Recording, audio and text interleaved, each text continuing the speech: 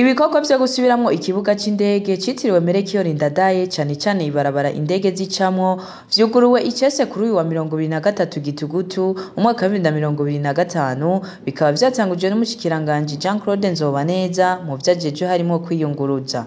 Mwijambo yashikirije akaba yamenyesheje ko mu ngendo bariko baragira bagenda bishikira ku kivi maze akaboneraho no gushima kuba asanga ibikorwa vyifashe neza. Urugendo tugize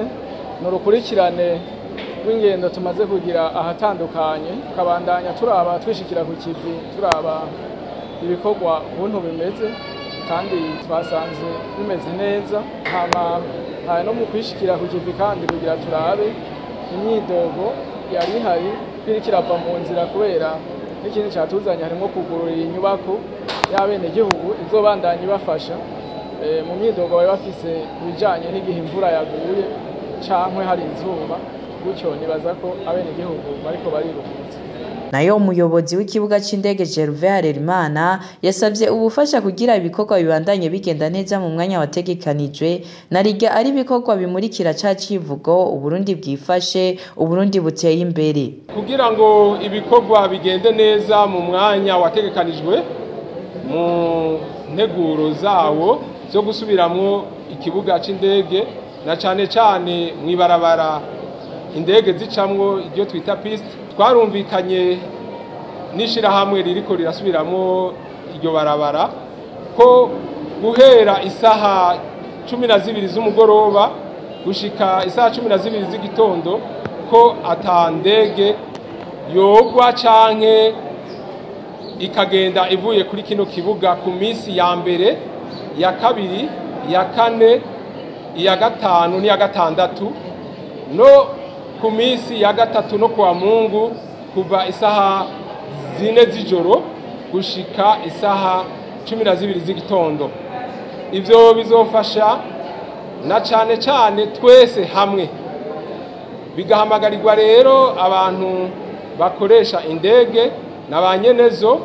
amashira hamwe azifise ko yo kubahiriza iyo ngingo uko twayumvikanye bose turi kumwe tugahamagarira n'abaturongoye kudufasha mu kubishira mu ngiro no mu guhimiriza abandi na cane banyene icubahiro bakomeye bagendera kino gihugu cacu eka n'abandi baba bariko bakenera kino kibuga ariko kubera ko bishobora gushika hakabaho ingendo zihuta z'abanyene icubahiro bakuru canke ibikorwa vy'igihugu nk'igisirikare abo barashoboye kubimenyesha isaha ya saa 4 z'igitondo itarashika kubera guhera saa 4 z'igitondo aba ishirahamwe rikora iryo kibuga rizoba ryatanguye gutegura ibikoresho ivyo bikoresho ntituheza tubisese bisha bibandanye iyo ngingo yatanguye kera uko twari twabivuze kuva kera ariko guhera ubu twararose ikete ivuye mu biro bikuru by'umukuru w'igihugu rivuga neza yuko bigiye mu ngiro no kuvuga rero ko guhera ubu atandege irekuriwe kuza canke kuva ngaha inyuma y'ajya amasaha twavuze kuri rya misi twavuze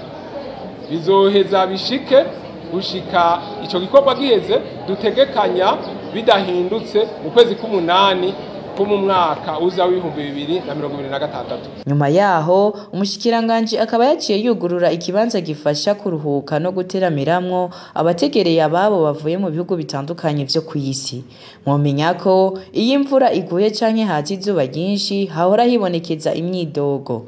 Kersi Daxine Irishura, Radio Television Burundi Bwiza. Radio Television